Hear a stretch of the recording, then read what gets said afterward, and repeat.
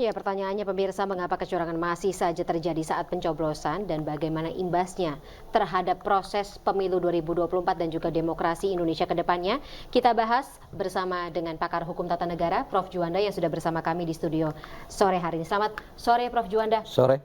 Assalamualaikum. Waalaikumsalam warahmatullahi wabarakatuh. Prof juga sudah mencoblos kemarin ya? Oh, sudah mencoblos dan berapa kali? 5. Tapi Prof sendiri juga sudah melihat nggak? Kita kan kenal gitu atau tahu saat ini narasi yang beredar di media sosial khususnya mengatakan ada beberapa atau banyak sekali potensi kecurangan atau ya bisa dibilang sabotase begitu yang terjadi pada saat pencoblosan. Ini terjadi juga dari kacamata Prof? Ya, saya kira begini ya. Kalau saya sebagai orang hukum tentu kan soal pembuktian. Nah, pembuktian ini bisa langsung terjadi di lapangan, Seperti bisa video? iya, bisa juga melalui informasi media. Dengan tentu bisa dipertanggungjawabkan bukti-bukti itu. Apakah melalui video, apakah melalui saksi dan sebagainya.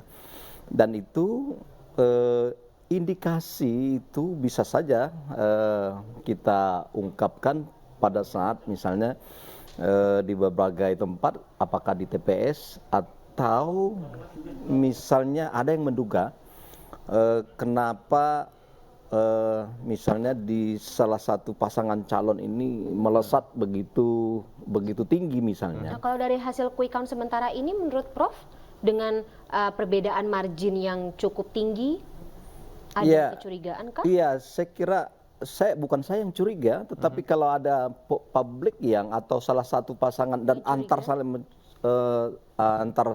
pasangan itu saling curiga atau ada indikasi mengatakan bahwa salah satu itu melakukan tindakan, itu saya kira itu hak setiap pasangan calon ya.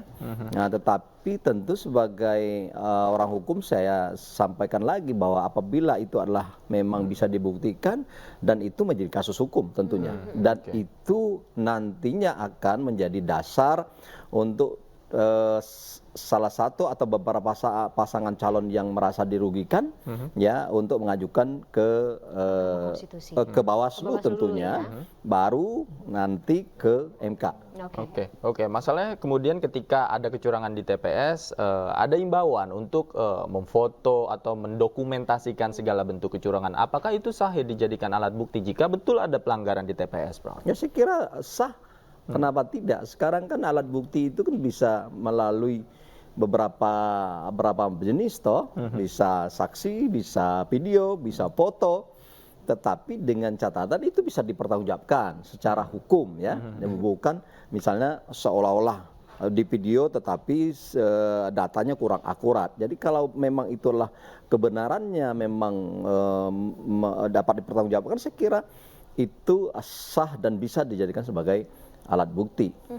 Tapi ini kan kita lihat juga tidak sudah berulang beberapa kali setiap kali pemilu atau pesta demokrasi terjadi atau kita laksanakan di Indonesia, Prof. 2019 lalu kita tahu juga ada gugatan yang masuk ke Mahkamah Konstitusi dan juga tahun-tahun sebelumnya. Pertanyaannya, kenapa masih terjadi juga kecurangan setiap kali pemilu dilaksanakan? Ya, ini kan memang ada sebuah konsep Lord Acton mengatakan ya, inti bahwa kekuasaan itu sama dengan narkotik kalau saya ya, tapi bukan Lord Acton mengatakan. Lord Acton mengatakan bahwa kecenderungan kekuasaan itu ketika didapat dan disalahgunakan dan dikorup itu ya, power to corrupt absolutely corrupt itu ada memang benar.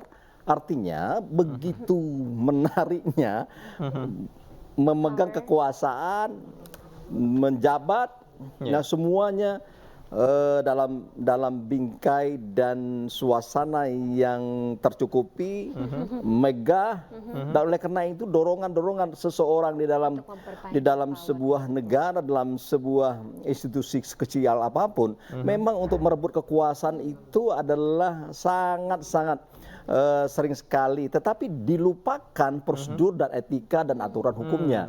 Nah, itu yang salah. Tetapi kalau dorongan untuk mencapai sebuah jabatan, mendapatkan kekuasaan, itulah sebenarnya merupakan sebuah esensi dari sebuah politik praktis. Ya, politik praktis itu bagaimana dan dia merebut kekuasaan, mempertahankan kekuasaan demi untuk kemajuan umat. Tetapi yang terjadi apa? Merebut kekuasaan, mempertahankan kekuasaan demi untuk bukan kemajuan umat, tapi untuk dirinya, kelompoknya, apalagi dinasti. Itu yang tidak boleh. Oke. Yang terjadi sekarang malah merebut kekuasaan tidak dengan cara yang benar, malah menabrak aturan-aturan begitu. Nah, artinya pertanyaan tadi, kenapa terjadi setiap pemilu? Karena mau menang dengan kekuasaan itu tadi. Nah, yang kita tidak suka, tidak kita bisa terima secara hukum, secara moral adalah melakukan tindakan yang tidak benar dengan segala cara. Nah, ini tidak bermartabat dan tidak terhormat. Tidak bermartabat dan tidak terhormat. Berhenti sampai di situ, Prof. Nanti kita bahas lagi bersama satu orang lagi narasumber. Kita juga nanti akan hadirkan Kakak Suminta dari Sekjen Komite Independen Pemantau Pemilu. Usai jeda, pemirsa, Indonesia Memilih segera kembali. Tetaplah bersama kami.